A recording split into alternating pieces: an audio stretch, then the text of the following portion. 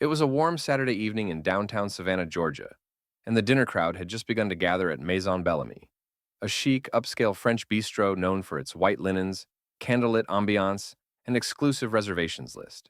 The host stand was already flanked by couples in suits and summer dresses, chatting idly as the maitre d', Brandon, managed the flow of arrivals with his usual mix of cool charm and subtle condescension. The restaurant prided itself on being refined, though what that often meant, unspoken but understood, was selective. Brandon had worked there for 5 years and knew exactly the kind of clientele his manager preferred: well-dressed, well-connected, and preferably familiar. So when the Black family stepped through the entrance, a poised couple in their late 30s with 2 children, dressed with understated elegance, Brandon barely glanced up before delivering the line he had used 100 times on people he deemed not quite their type. "I'm sorry," he said with a stiff smile, cutting off the husband before he could speak. "We're fully booked for the evening. You're welcome to try another time, perhaps with a reservation." The father, Jordan, raised an eyebrow. "We do have a reservation. Under Reynolds." Brandon tapped a few keys on the screen and quickly shook his head, not even pretending to scroll.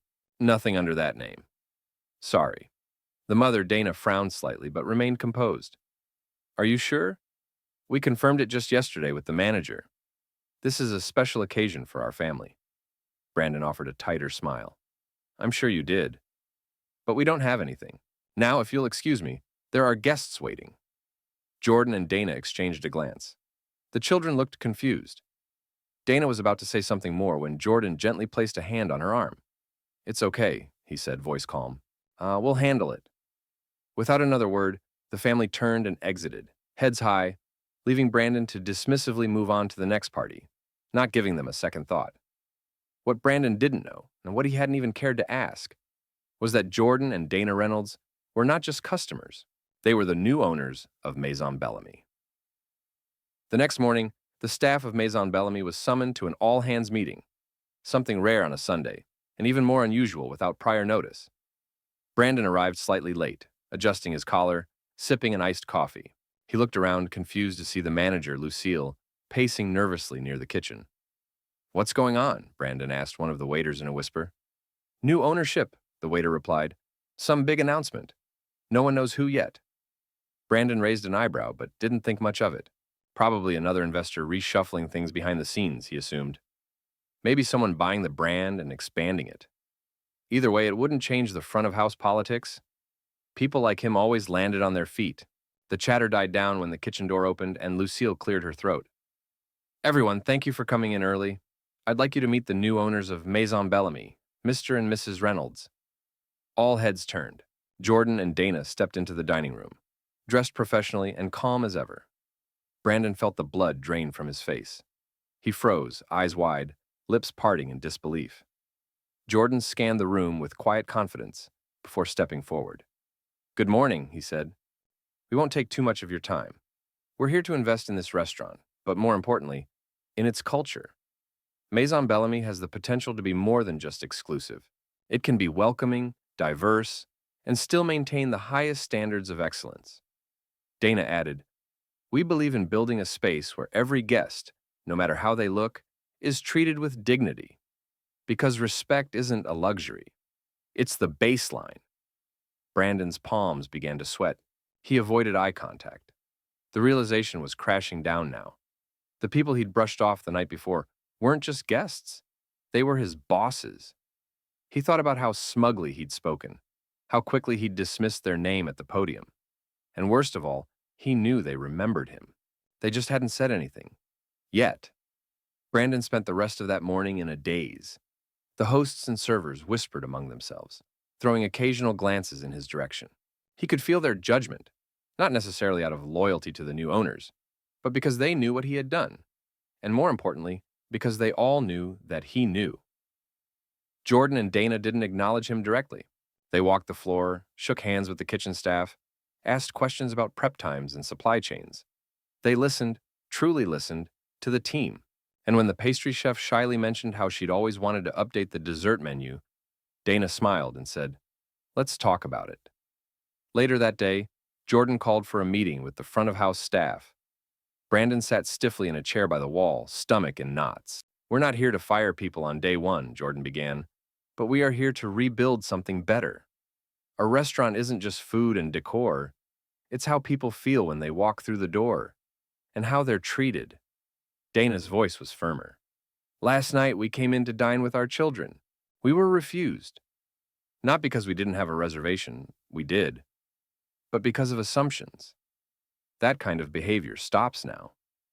Brandon could barely breathe. Then Jordan looked directly at him. Brandon, would you like to explain what happened?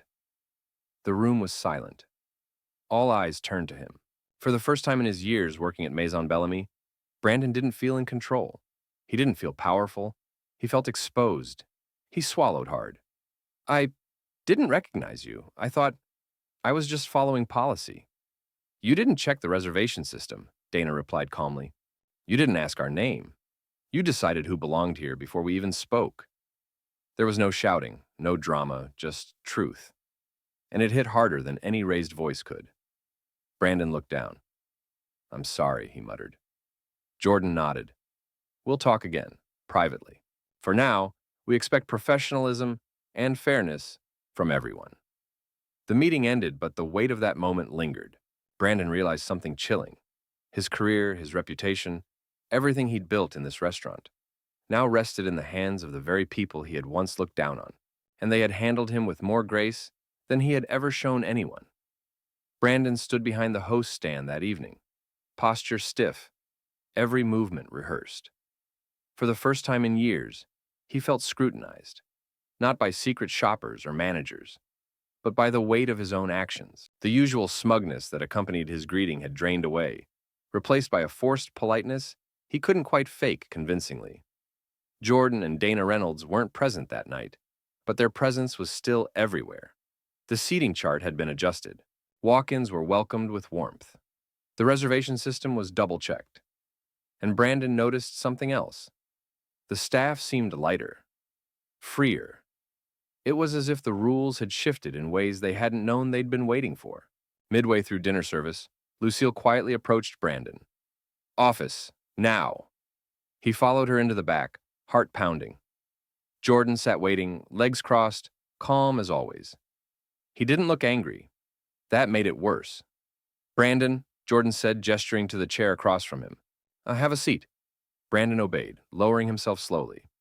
You've worked here a long time. You know the systems, the clients, the flow. You've been consistent, and sometimes consistency is the problem. Brandon looked up, confused. You were consistent in judging who belonged here and who didn't. You were consistent in assuming who deserved hospitality. That's not something we can build this restaurant on. It's not just bad for people, it's bad for business. Brandon swallowed. I understand that now. I believe you might. But understanding doesn't erase impact. Jordan leaned forward. We're offering you a choice. You can stay, under probation, with retraining, accountability check-ins, and full transparency. Or you can walk away now. Brandon blinked. Probation? You'll work under a new floor lead. You'll attend anti-bias training. And every decision you make here will be evaluated not just on efficiency, but respect. Brandon sat in silence. It wasn't what he expected. It wasn't comfortable. But it was fair. He gave a quiet nod. I want to stay. And I want to do better. Jordan nodded once, then earned that chance. And just like that, the meeting ended. It wasn't punishment. It was the start of a reckoning, one Brandon never imagined he'd face, but now couldn't ignore. The following week at Maison Bellamy was unlike anything the staff had experienced before. For once, it wasn't just about impressing the guests or meeting quotas. There was a quiet buzz of reflection in the air, an awareness that had not existed before Jordan and Dana stepped in. Brandon arrived early every day. He greeted the kitchen staff first now, not just the guests. He asked questions, took notes, shadowed the new floor lead, and, for the first time, actually listened. He still felt the weight of what he'd done, and while the Reynolds hadn't humiliated him or made an example of him, that made it heavier somehow. Their quiet grace forced him to look inward, to admit the quiet biases he'd carried for years as part of just doing the job. Meanwhile, Jordan and Dana met with every department. They reviewed hiring practices, menu sourcing, customer feedback. Dana led sessions on inclusive hospitality, and Jordan sat in on team briefings without interfering, just present, observing. Then, one evening, a black couple entered the restaurant, casually dressed, clearly not expecting a place like Maison Bellamy to welcome them with open arms. Brandon, working the host stand, looked up. He didn't hesitate. "Welcome," he said with a genuine smile. "Do you have a reservation, or would you like me to check our walk-in availability?" They looked surprised, pleasantly so. The woman smiled. "Actually, we were hoping to walk in. We weren't sure if this was our kind of place." Brandon's voice didn't waver. "Everyone is welcome here." He seated them by the window with care and returned to his post, a strange feeling settling in his chest. Not pride, not yet, but something like the first step toward redemption. In the corner of the dining room, Dana had been watching. She said nothing, but as she met Brandon's eyes from across the room, she gave him the smallest, subtlest nod. And for the first time since everything had changed, Brandon felt like he might be on his way to earning back something real. A few days later, Maison Bellamy was buzzing with anticipation.